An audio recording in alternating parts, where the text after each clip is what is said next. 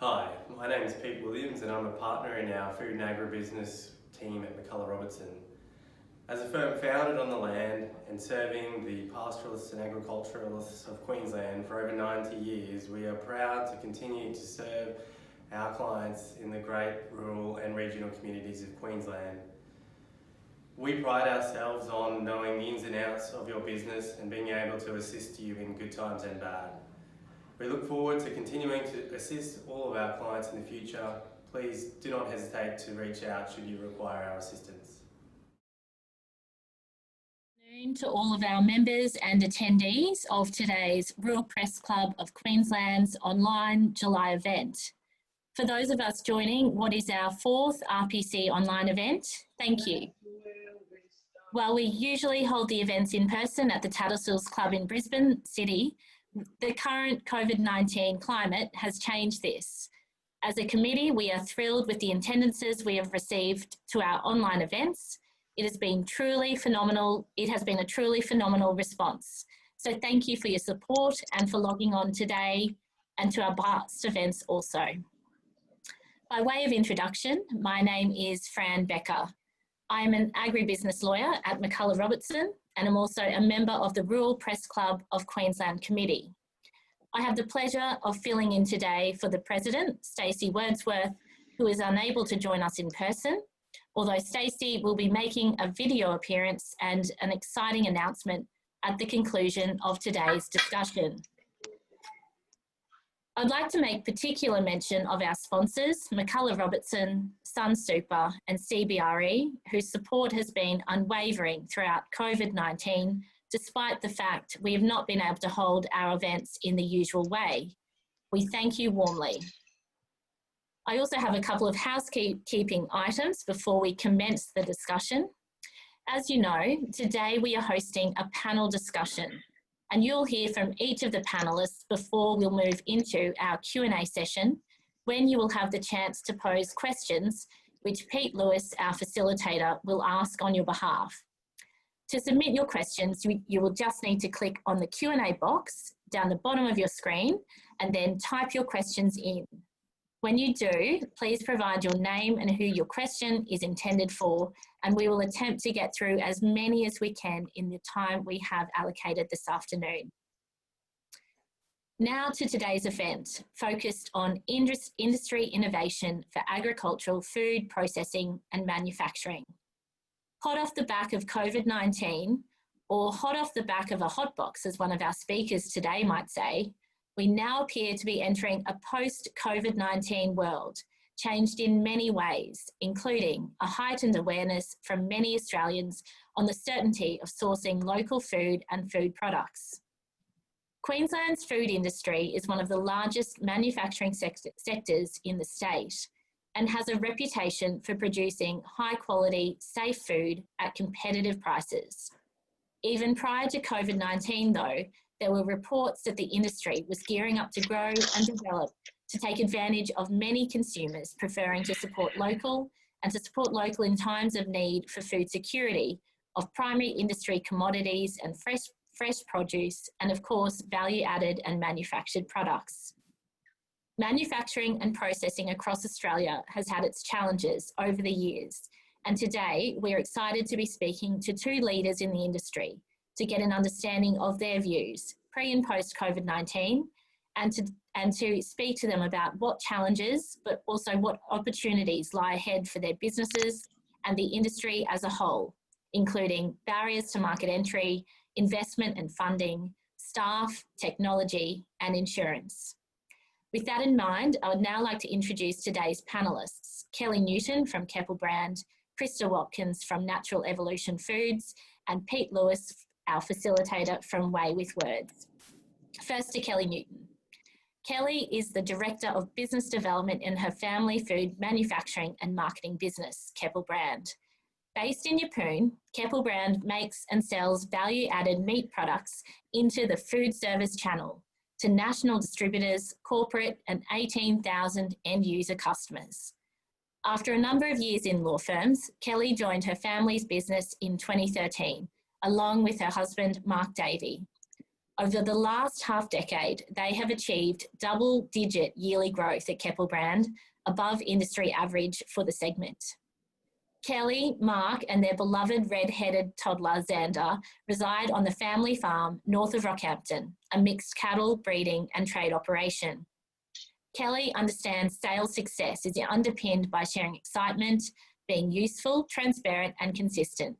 She is captivated by all things family business and sales, irrespective of industry. Welcome today, Kelly. To Krista Watkins. Krista is a leader in agricultural innovation and the co-founder and managing director of Natural Evolution Foods, a world-first company specialising in circular economy products. Krista's efforts have seen Natural Evolution Foods experience remarkable growth, expanding into international markets and winning sustainability and innovation awards in Australia and overseas. Krista was the 2018 National Award winner of AgriFuture's Real Woman of the Year, and this year has been named Eat Queensland Ambassador in 2020. An excellent and fearless communicator, Krista aims to bring her passion for rural industries, agriculture, and innovation to RPC Online today. Welcome, Krista. To our facilitator, Pete Lewis, who is the director of Brisbane-based consultancy Way with Words, after a 40-year career in print and broadcast journalism. He currently works with a whole range of rural stakeholders, from government, statutory and commodity peak bodies and academia, through to advocacy groups and non-profits. Pete is a former national, rural and regional reporter for ABC News and the Current Affairs, and executive producer of winning national rural affairs program Landline. He is also a former president of the Rural Press Club of Queensland. Over to you, Pete. Well, thanks very much, Fran. I must admit, after all that, I do feel a bit of an underachiever. We've got a terrific couple of people in the conversation today, and I thought I would start with a very novel approach, and it was one pioneered by a really fascinating couple, Troy and Stacey Hadrick. Meat and Livestock Australia brought them to Australia many years ago when social media and advocacy were really taking off. And they had lots of very clever things to say about farmers really drilling down and getting their message straight. And the take-home message for them was that everyone who's involved in farming and food really should have that story straight to the point, that if they walked into a big city elevator and somebody noticed the logo on the side of their shirt and asked them what was it all about, they should be able to come up with a form of words which would describe not only who they are and what they do, but importantly, why they do it. And I set that same challenge to today's guests. So, Kelly, what's your elevator story? Certainly. Thank you, Pete, and hello, everyone. I imagine there are a number who've joined today who work in inner city Brisbane. So imagine your day where your calendar is full. You are going from meeting to meeting and across town. You jump in the elevator in your building, and you've only got one stop on your way to pick up something to eat in between meetings or deadlines, and you've got to be on with the job. Keppel brand makes food for people just like you, but they happen to be tradies, truckies, people who make things, build things, drive along our highways, delivering goods.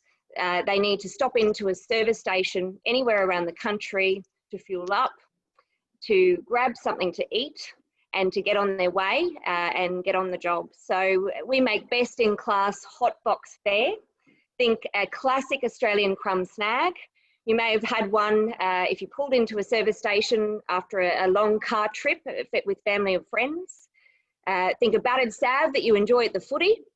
Or we also make 50% of Australia's Dagwood dogs.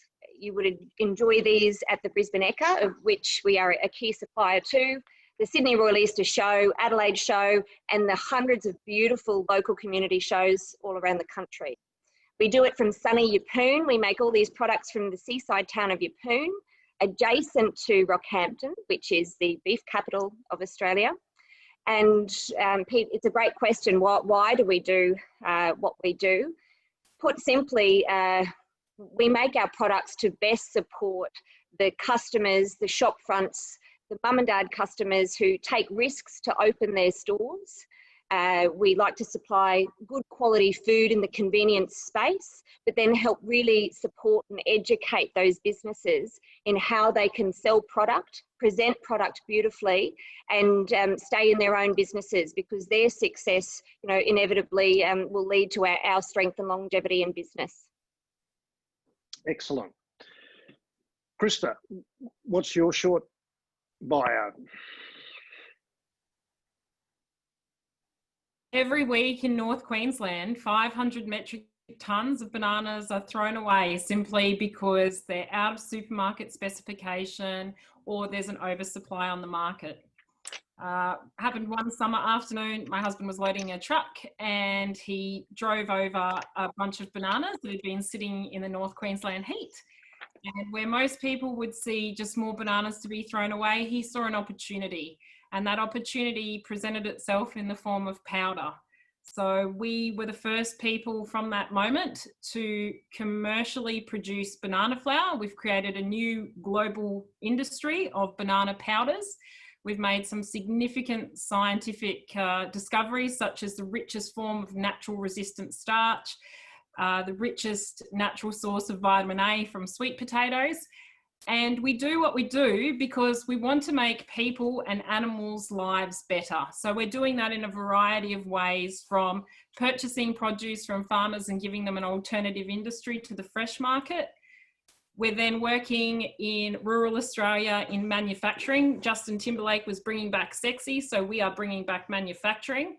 And we work with research institutions right around Australia in particular to look at the science of the products that we're making, and then those products, they are available globally for the health and well-being of people and animals.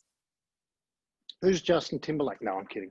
I'm bringing now Walkerman is not exactly quilpy, but it's not on the beaten track either.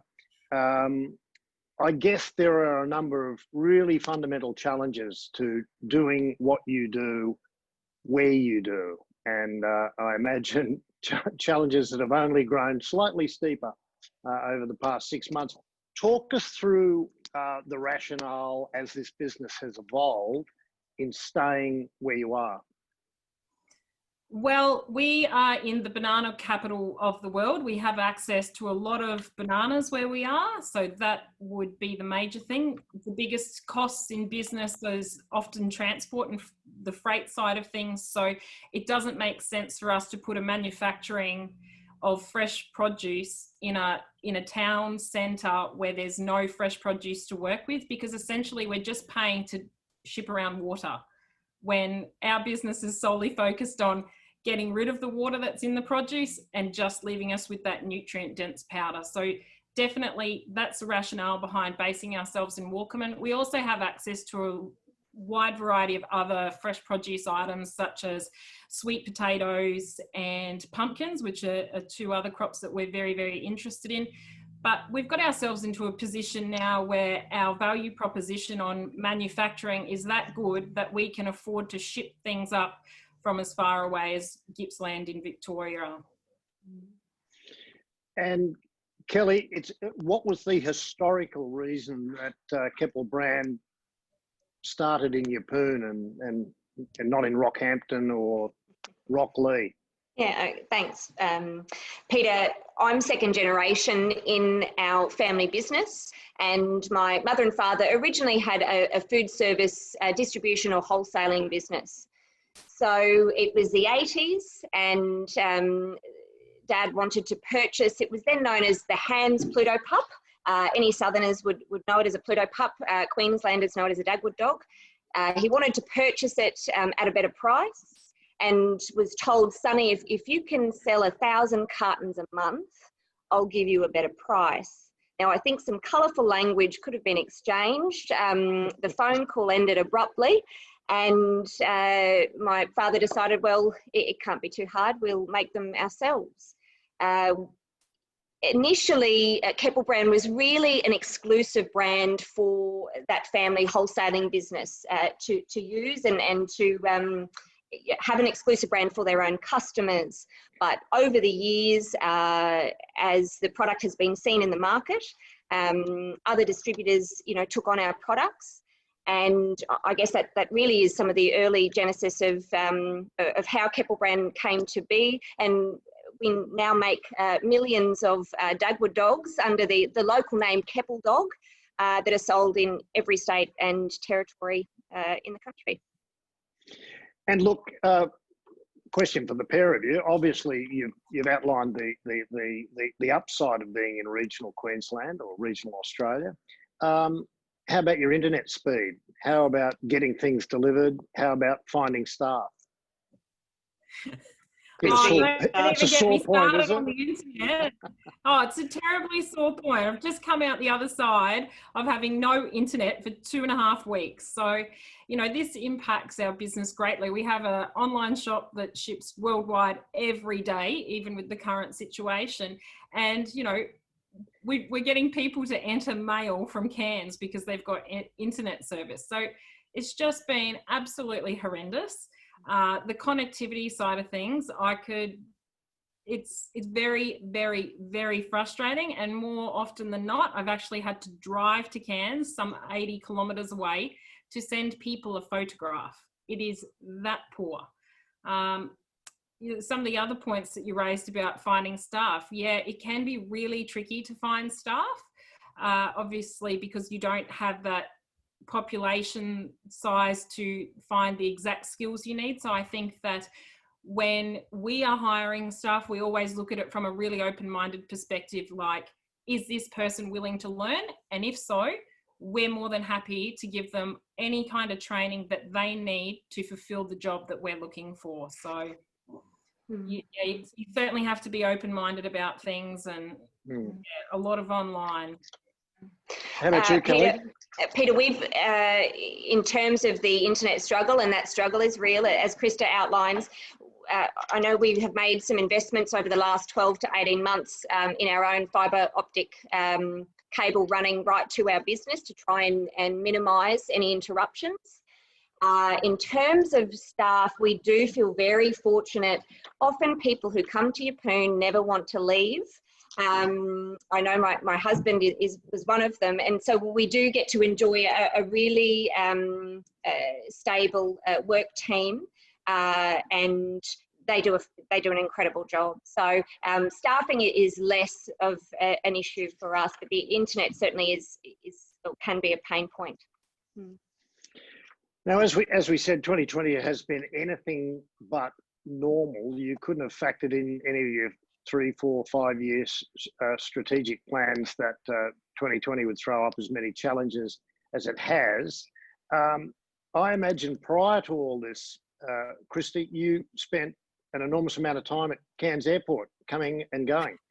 It's funny that you mentioned that. Yes, I did. I was finding that I was getting up at 1 o'clock in the morning to catch flights.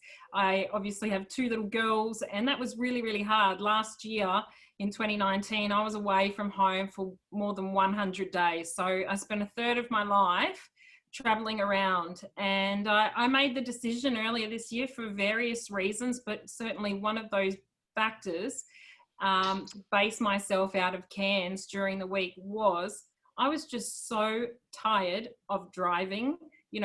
Just for school drop off, I was doing 1,000 kilometres a week. Throw in soccer training and a few games, and then trying to get to the airport and everything like that. I was clocking up over 2,000 Ks easily. So I was like a full-time driver just for business and life. So yeah, I did make that decision, which has been a really good one because at least Cairns has great internet service. But I'm not flying much, so it's kind of like, whoa, I've got time to enjoy myself and walk on the Esplanade. And just have, well, I guess it's the enforced pause button that a growing business really doesn't get a chance to experience unless there's an extraordinary event. How's it been for you, Kelly? How has 2020 reshaped the way you approach what you're doing. And we heard earlier, double-digit growth, all that kind of stuff. Has it been a disruptor? It's been an incredibly interesting time in business with a lot of lessons learned by all.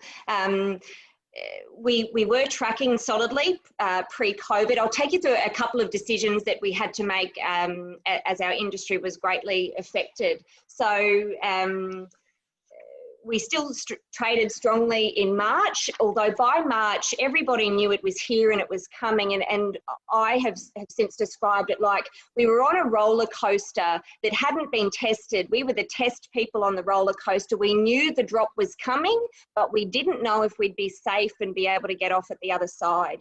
And I say that because in March, trade for us was still strong. And in what is like a cruel April Fool's joke, on the 1st of April, the tap essentially turned off for our transacting customers, which are wholesalers and food distributors around the country. Their customers, think pubs, clubs, high-end restaurants, all types and customer bases in the food service channel, many were reeling. And, you know, our transacting customers, wholesalers and distributors, some felt an immediate 60 up to 80% decline in sales instantly. You know, the staff was stood down, as we all know. And in food service in particular, there was a scramble around payments. There was also a scramble in making decisions on stock. Now, we are a food coating business. We batter, we crumb, and we sell really well and support our customers really well to sell our product. But our small goods that are made to our own specification, we place those orders 6 to 12 weeks in advance. We had to make decisions whether we were going to honour those pre-orders. We heard in the industry some didn't honour orders. We made the decision that we would proceed. We were seeing, you know, a big decline in our April sales. We were also scrambling for additional freezer space, which was interesting because us and many others with shorter shelf life, small goods, anything that could be safely frozen in food service, we were looking for additional freezer space, and we couldn't find it in our networks around the state because everybody had the same idea as we did. We decided to honour our commitments and to continue to produce as long as our team was safe. And we took it very personally, a mandate that from a sales perspective, we had to do our best work really ever to make sure we were connecting with our incredible customers who were keeping their own doors open, you know, the takeaways, the service stations, how we would assist them through this. And there were a few things that actually came up on our side. Number one, our category is convenience, and service stations didn't close. Takeaways largely didn't close. At the higher end of dining, there were absolutely closures while those businesses worked out their takeaway offer. So we were able to get through April, although considerably down. We knew we would be okay. But the flips, and we did pause production for 3 weeks. The flip side of where we came out in COVID, if you're ready for us to take the conversation there, Peter, fast forward 4 to 6 weeks, and we have had an incredible surge of growth. Our May figures were double our prior percentage growth trend. Our June figures were triple our percentage growth trend. And like I said, the things on our side were our customer type stayed open and did a great amount of work. There was a market trend as well for low touch, high temperature food, of which ours is in a hot box. And also a worldwide trend, you know, that we did see and certainly read about for comfort food. You know, when consumers, you know, when there is uncertainty, and there certainly was around the world, and I know I was no different, you know, some of those indulgences that just make us feel that little bit more comforted, you know, in our food choices played out. So we have the opposite problem right now of our worst case scenario, which was low or no sales. We are actually we have sold out of a lot of our stock and we can't keep up to demand, which is another issue that I'm sure we'll talk about soon. Look, I think all of us can relate to the comfort food story. I think the average daily weight gains would do a feedlot proud. I want to get to innovation now, because we did promise people that we would talk about that. And I guess it's clear now to everybody that's watching this that you both have a very clear and strategic focus on innovation and technology and bright new ideas. Krista, how important was it to be able to get that story about your commitment and your focus through to financiers in the first instance, I guess, and then eventually to government for the kind of assistance and the kind of horsepower that they can provide with, encouragement, assistance and grants and so forth? That's a great question. So probably around 8 years ago now, showing up to the bank and saying, hey, I need to borrow quite a substantial amount of money because I want to make bananas into flour. That kind of went down quite interestingly. And I think probably they thought we were maybe high on banana powder at the time. Thankfully, the government actually saw it a different way, and they went, you know what, there is a huge industry issue here, not just with bananas, but right throughout the horticultural sector of excess produce and what to do with it.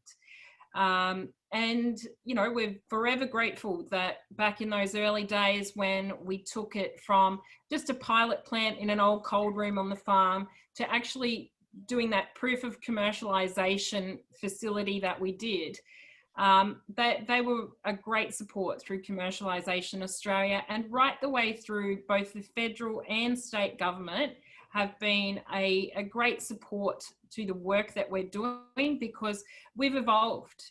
We started off making banana flour for cooking. Hello, this stuff is actually the best prebiotic fibre you can get for your gut.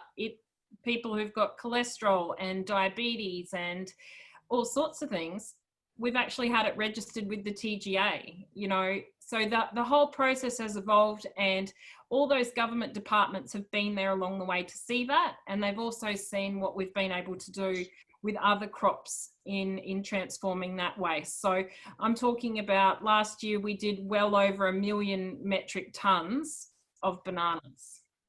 And that was an industry that wasn't there before. And it's one that's there now with a huge global demand that we are struggling to keep up with. Hence why we've got some pretty good plans in the pipe work to grow this out from here in North Queensland and spread it down the eastern seaboard of Australia. So more so, it's been a self-funded project alongside some really great government support. But I can certainly see that banking's changed its tune. I probably had 4 different banks come and say, what can we do for you this year? I'm all good, guys, thanks. Yep, you're right. They're all ears. And funnily enough, governments are as well when you're on the eve of an election. Kelly, Keppel Brand has been on the receiving end of some very timely and important government assistance as well. And you're on the cusp of a very exciting next step in the company's product line.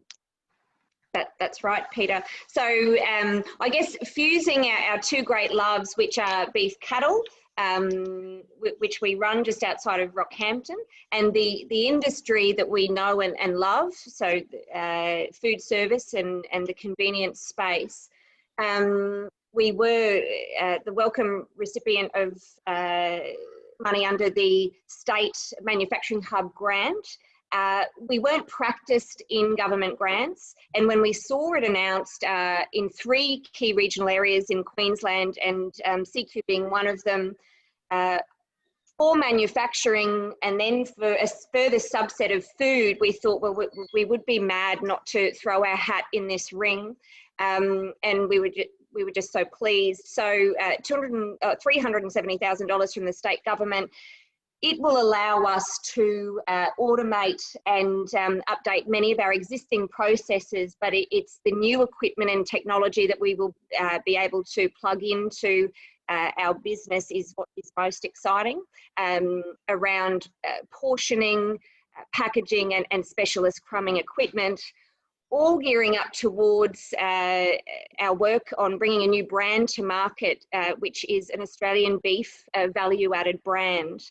And we love the sustainability piece in this. Everybody enjoys, or most people enjoy the high-end cuts.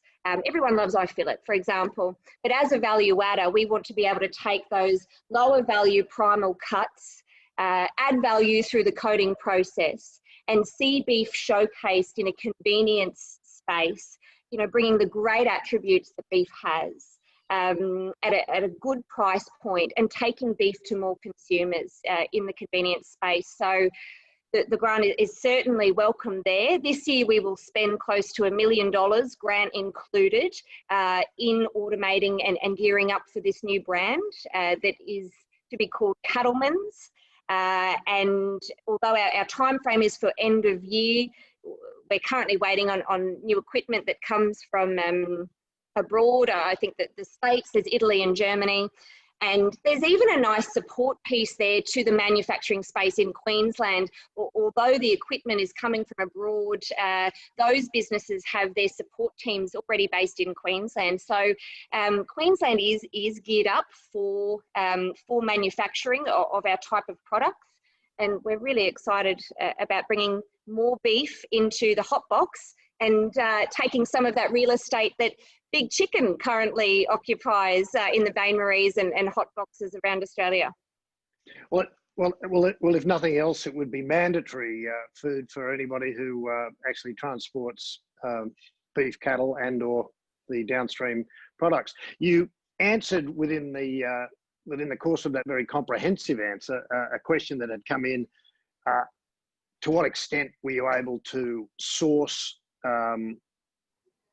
the design or the equipment and the technology locally? So you answered that in this case, you've had to go offshore to Europe. Krista, were you able to use any of the smart stuff out of FNQ at Natural Evolution? So apart from just designing products from produce, we've had to design our entire processing line. So that's something that we do very, very well. Previously, to dry fruit or veg powders here in Australia, the cost is around $20 to $25 a kilo just for the processing. So you can tell it's going to end up a very, very expensive product on shelf, which people can't afford. That's why no one's been able to do things like us until now. Our manufacturing equipment is all designed in-house. It's a patented process, which we're very proud, and we call Nutrilock technology, because it locks in nutrition 20 to 50 times higher than conventional food processing techniques. So that's great, but if it can get any better, it does. With the most expensive point of our processing, produce and all, is $3.80. So taking something that was once 20 to 25 to the most expensive point, now $3.80, you can see how we have such a huge competitive advantage, not just here in our market, but actually globally. We're releasing a new dryer, which was supposed to be about now, which is another first of its kind. It will actually dry and mill at the same time any highly fibrous plant materials.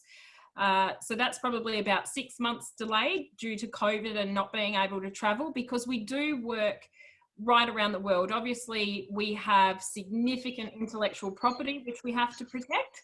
So as a security measure, we have different parts and pieces of equipment manufactured in different places on purpose to protect that IP.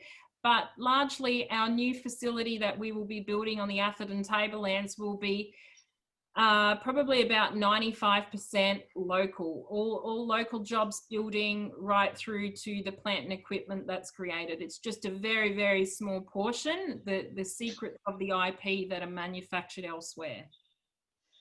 I want to come back to that question of R&D in a moment, but there's an interesting question come through from one of our viewers, and it is the cost of electricity for your businesses.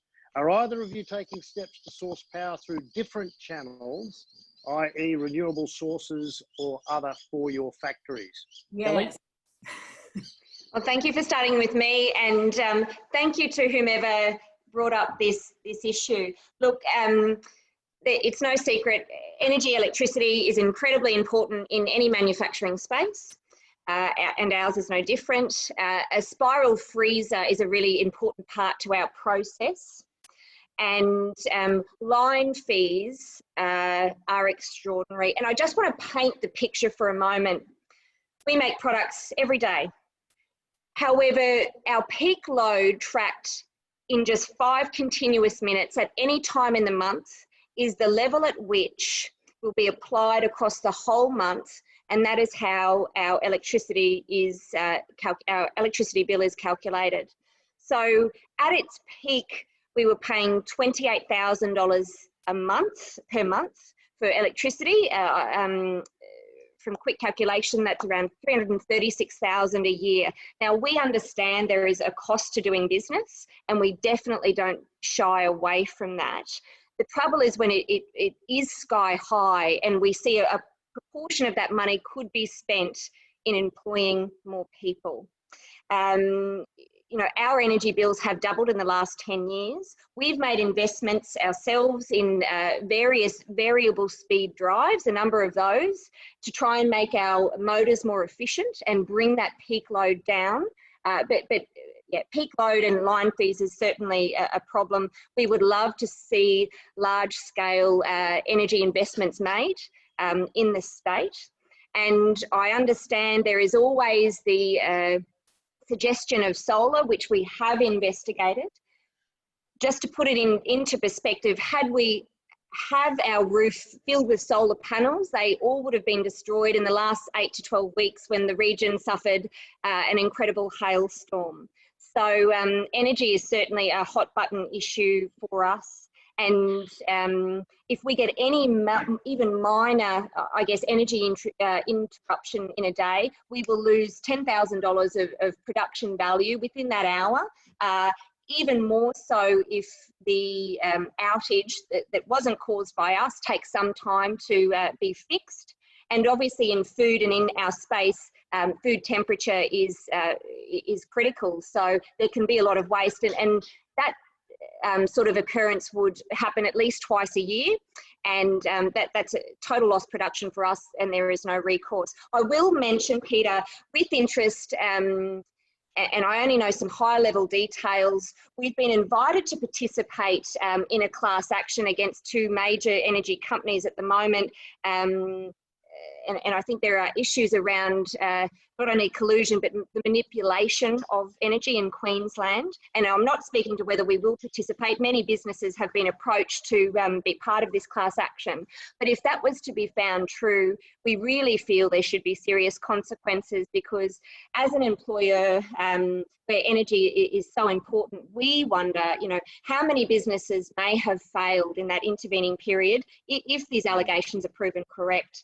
How many jobs may have been lost or never even taken to market because of the stress and pressure that energy places on manufacturing in Queensland.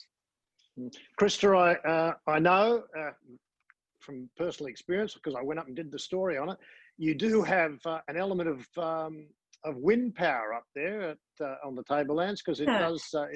The winds do blow a mortgage off farms there. It's that strong and that consistent. But what's your energy story? Are you in much the same sort of boat as Kelly? Yeah, well, look, I'm not a big fan of the fans on the hill. That's definitely no secret. I've never been a fan of multinational companies profiteering off Australian taxpayers. I think it's grossly unfair, and especially where we live and we're locked into one energy provider, and that's our only choice. And now we've got green energy shoved down our neck, whether we wanted it or not. And in 1 month, we saw our energy bill triple because we're forced to buy the green energy. So to say I'm pissed off would be a small point.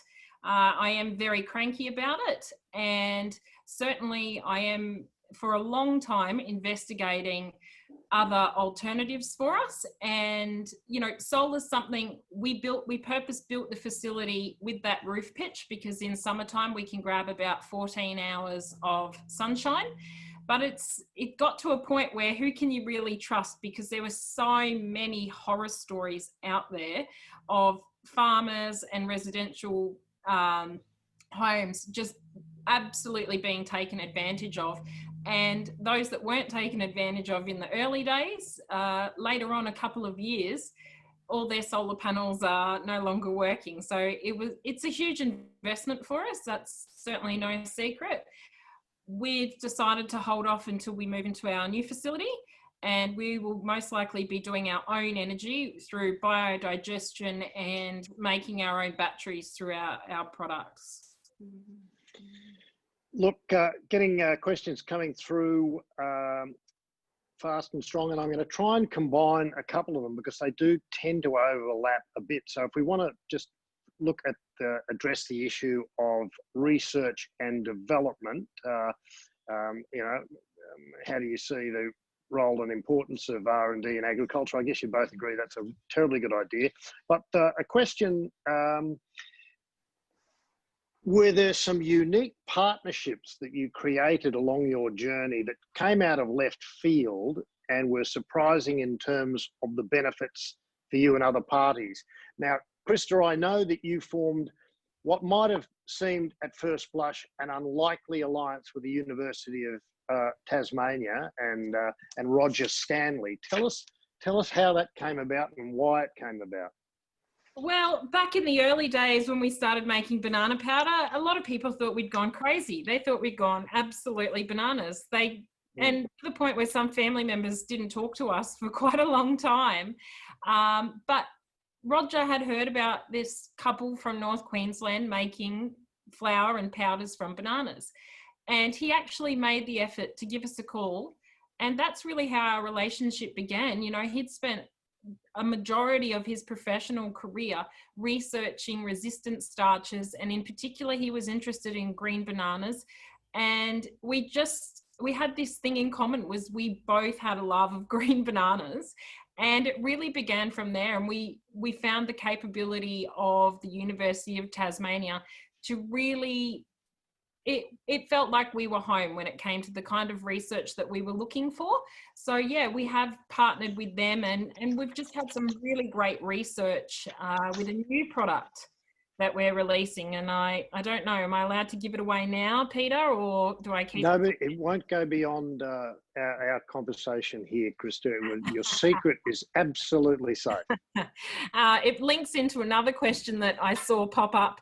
We've had it registered with FSANZ for health food claims, and that research out of the University of Tasmania, we have created during COVID the first Australian symbiotic powder, which means it is a prebiotic. So it's got the stuff that feeds the good bacteria in your gut from our green bananas. But we've also created a vegan probiotic. So that is the good bacteria that you need in your gut. We've also put in some sweet potato powder for its wonderful manganese qualities and vitamin A. And what we've created is a product that has now been proven to significantly reduce the symptoms of IBS and IBD. Great news for those sufferers, but also it can rebuild your digestive system and support immunity, all of which has been registered with FSANZ. So it's been a great relationship with UTAS and Roger. And, you know, I think even once Roger does decide to retire, he's been telling us for years, this is it, this is it. We will always have a really good relationship there, one that has been for many years and many more to come. Look, just on that question of bright ideas, do you find that the rest of the banana industry, of which you are obviously a small and significant part, do you find them kind of looking over the fence at what you're doing and going, wow, there could be something in this for us? And were they of any help along the way? No, they've been of no help, and I'm not frightened to tell them that. They know they've been absolutely useless.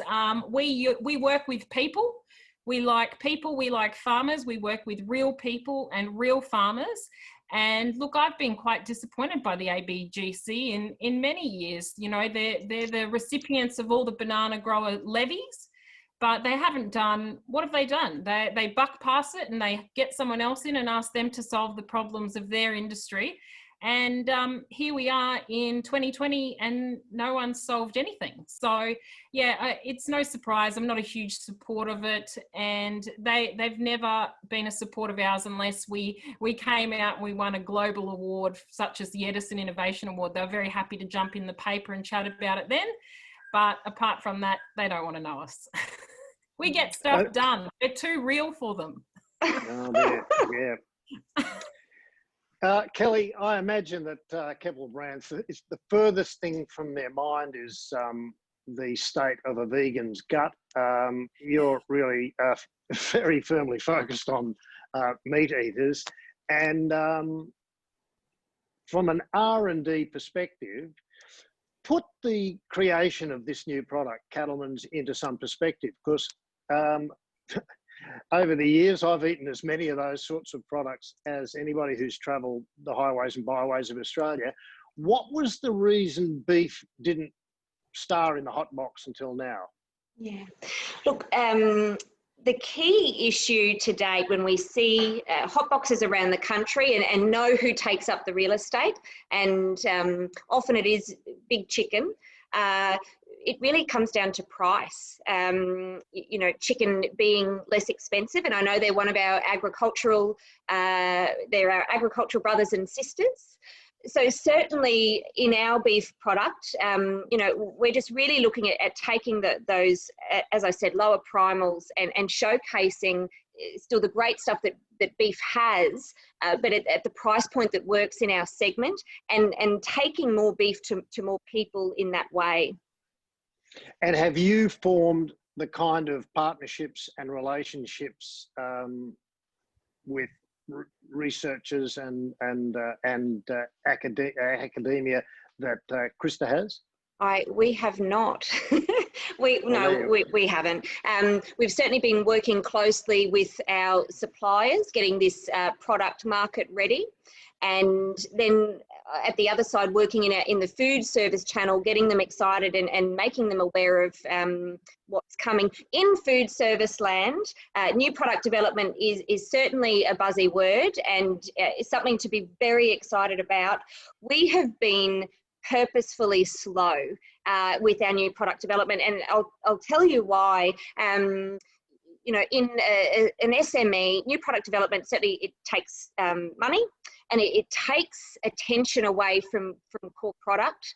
And in the food service industry, we would see perhaps only 10% really stick of new product. And there's a lot of work that goes on for a 90% failure rate. So we wanted to be methodical and purposefully slow. And, you know, we just see that this is a market that is untapped, and, you know, brings together, you know, the beef in our region, in Australia, an industry we're incredibly passionate about, but a space and a sector that we also know a lot about, and, you know, have proven inroads in. So although I don't have, you know, some of Krista's connections, you know, in the academia path, you know, we're still very confident in what will be the success of this product.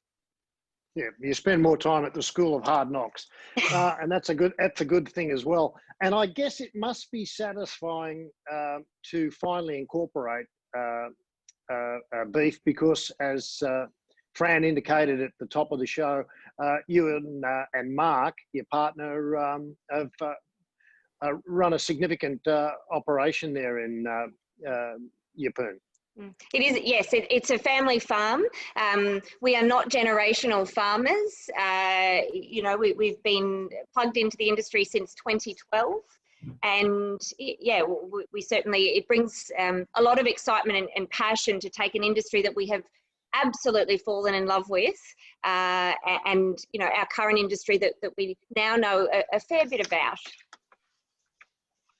Now, Krista, it's all very well developing rally driving skills and all these other things that you're doing with your company. How do you blow off steam when you walk away from the business? Because obviously it's been very intense and very full on over a very extended period. And you said you've got a couple of kids and they go to school in Cairns and so forth. But what do you do away from the natural evolution pathway to keep yourself sort of sane and centered?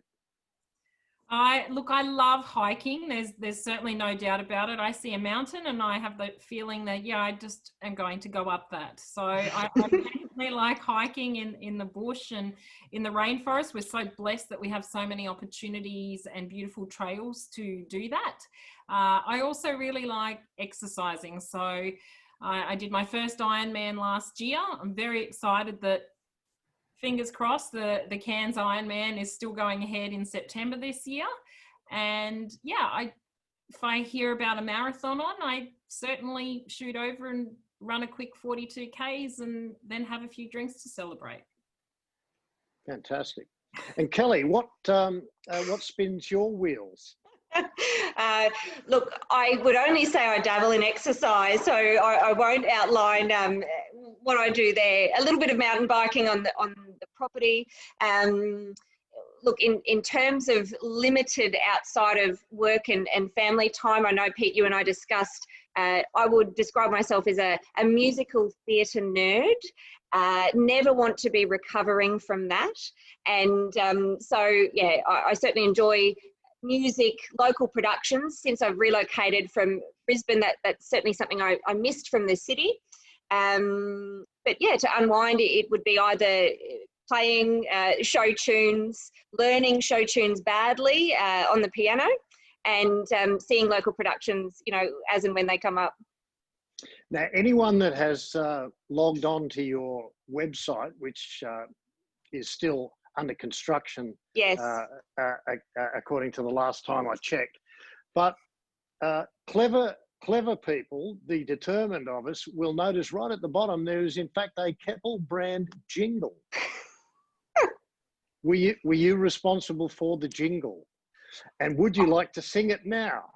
I'm not responsible, but I am in love with our jingle. I don't believe any business is too big for a jingle. And Peter, let me tell you, we have customers call and they ask to be placed back on hold to hear how the song ends. I will tell you, the writer and performer of the song is a very well-known country and Western singer, Keith Jemison, who penned the ditty for us. And although I won't sing right now because we're not in cocktail hour, I will just give you a couple of bars. Yes, I think that's very sad and disappointing because we do have time. But anyhow. From Cairns to Coolangatta, Perth to Parramatta, Keppel dogs are the best. You'll need to call up and ask to be placed on hold, or jump on that loading page as you aptly found, and take a listen to it for yourselves. It is thoroughly well worth it. Krista, the ball is now in your court to come up with the natural evolution ode or ballad. So, yeah, you need to get on to Keith and see if he can... Get in touch with Keith, Krista. He'll look after you. I mean, I feel like the pressure's on. I've got FOMO, the fear of missing out. I need a jingle for Natural Evolution and Gut Health Plus. And so that the next time you stride across the stage to pick up an award here or overseas, you can have your own signature tune. Yes, I am liking this idea. It makes absolute... It makes absolute sense to me. We have time. We're almost out of time, but we do have time. One of the Rural Press Club committee members, Wendy Brownscombe, is particularly interested in that wool shed behind you. Kelly, if you could tell us a little bit about the origin of that painting and whether it's got an enormous sentimental value or something you just picked up.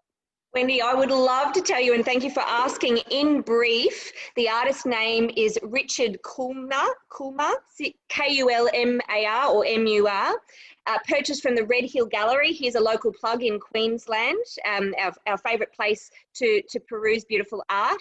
The story is Richard spent time in the Yass region painting some of these old sheep sheds, and this particular painting is named where 1,000 yarns or where 1,000,000 yarns were told. And yeah, it's a beautiful piece, and certainly it reminds us, you know, that there's the old adage that Australia was in part built on the sheep's back. They are incredible structures. So it certainly reminds us of the past and the whimsy and the beauty of that. Thank you for asking about the pets. Yes, no, well, thank Wendy. There has, yes, look, very quickly, a question for both of you. It's just come through. Working in regional, and you've kind of partly explained this already, but it's worth, they've gone to the trouble of asking it, and I will ask you. Working in regional businesses, how difficult or the challenge of hiring and keeping good staff? Krista? You pay people fair for what their work is. You treat them kindly, they'll never want to leave you. And that's certainly how we live by things, you know. It's fair work, fair pay for what their expectations and their duties involve, and you make it a place where people don't want to leave as well.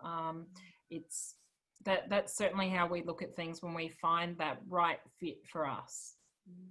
And Kelly, what about the situation for you? Not quite as, I mean, we can argue the toss about whether Walkerman is isolated or otherwise, but you're relatively close to a significant regional centre in Rockhampton. Does that help?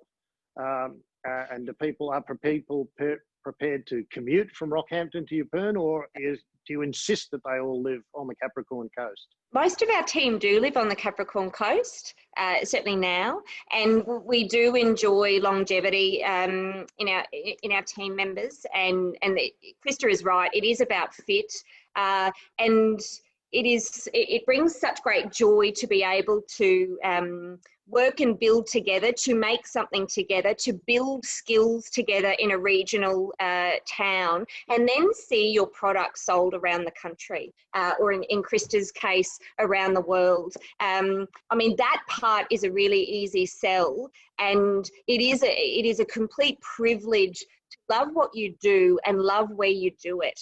So, you know, that's a huge benefit to manufacturing in Queensland and rural Queensland.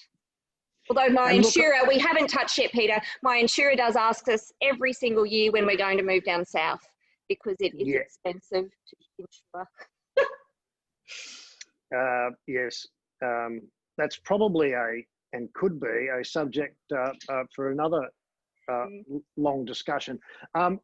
Listening to the pair of you over the last little while, I'm sure that the communities where you have chosen to base your businesses and build your businesses would be, and rightly so, incredibly proud of the achievements you've made already and the contribution, the not inconsiderable contribution you make to the local economy. It's been a great pleasure to have a yak with the pair of you. I look forward to actually trying one of the brand new Cattleman products, along with some of your other products. I know that they're going to get, at least the Dagwood dogs are going to get a big hit out early next month. Kettle dogs, Peter. Yes. Kettle dogs are going to get a bit of a hit out when the Ekka has a little pop-up stall in King Street. Yes. So we'll get to try that, and more power to your arm as well, Krista, with what you're doing up there. It's going in amazing directions, and we appreciate both of you finding time in your busy schedules to have a natter with us today. Fran, that's all I've got. Thank you. Thank you, Pete. A big thank you to all of you. So thank you to Kelly Newton, Krista Watkins, and our fantastic moderator, Pete Lewis. What an insightful discussion on industry innovation for agricultural food processing and manufacturing. It's clear the industry itself does face its challenges, like many agricultural industries in Australia.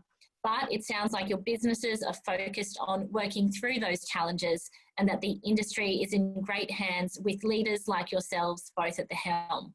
Pete, again, a final thank you, a dear friend of the Rural Press Club of Queensland. You're invaluable to today's discussion. Now, I know many of you are sitting here thinking, wow, how is it July already? It's only about a month away until we would normally be polishing off our boots and dusting off our akubras in anticipation of our favourite time of the year, the Ekka. While things will be a little bit different this year, we will now play a video recorded by our President, Stacey Wordsworth, on the RPC's plans for an online ECHA event. Over to Stacey. Many thanks, Fran, Pete, Krista and Kelly. I'm really sorry I couldn't be there today, but I know the panel would have been terrific. Normally around this time, we'd be busy preparing for our biggest event of the year, and that is the ECHA Breakfast. You might recall last year, Chief Executive Officer of AACO, Hugh Killen, spoke to around 800 people at the ECHA, and that was our biggest event ever. Of course, this year we have COVID-19 and the ECHA has been cancelled, and we're clearly really disappointed about that. But we were still determined to bring an event to you where we'd be sitting down at the same time as normal and talking about some of the most pressing issues in our industry and bringing you a really high profile speaker to do so. We also thought that given the restrictions we have this year, it would be a great opportunity to source a high profile international speaker who could bring some perspectives from a global outlook. With this in mind, we're really delighted to announce that we have Marty Smith, President of the National Cattlemen's Beef Association in the United States, as our ECHA breakfast speaker in 2020. Now, the NCBA is one of the most powerful farm lobbies in the US. Many of you will be familiar with it. And in this 2020 year of all sorts of dramas and certainly COVID-19, they've been busy negotiating their way through a range of issues, from changing trade conditions to major COVID outbreaks in processing plants, of course, dealing with the Trump administration, a host of things. And Marty's going to be able to talk really openly about a lot of that. He'll also be able to put a perspective on where the US sits in the global beef trade and what this means for us here in Australia. So with this in mind, keep an eye out for tickets or the invite in your inbox. We'll be sending that out over the next few days. I recommend you book really quickly. These typically sell out really fast within a couple of hours. And look, I do need to also let you know there'll be a $20 ticket price on these this year. This is our major fundraising event, so there will be that $20 ticket price. But as I said, get in, book quickly, keep an eye on your inbox, and we look forward to seeing you there. Thank you to Stacey. And just a reminder, that will be an online event for the ECHA next month. Now, before we wrap up, many thanks again to our sponsors, CBRE, McCullough Robertson and Sun Super. Enormous thanks also to Ashley Nolan and the team at SAS Group. Ash has been instrumental once again in getting us up and running on this platform and making our transition to online as smooth as possible. So thank you, Ash. We hope you have enjoyed today's RPC Online event, and we look forward to hosting you again at our RPC Online ECHA event. Bye for now.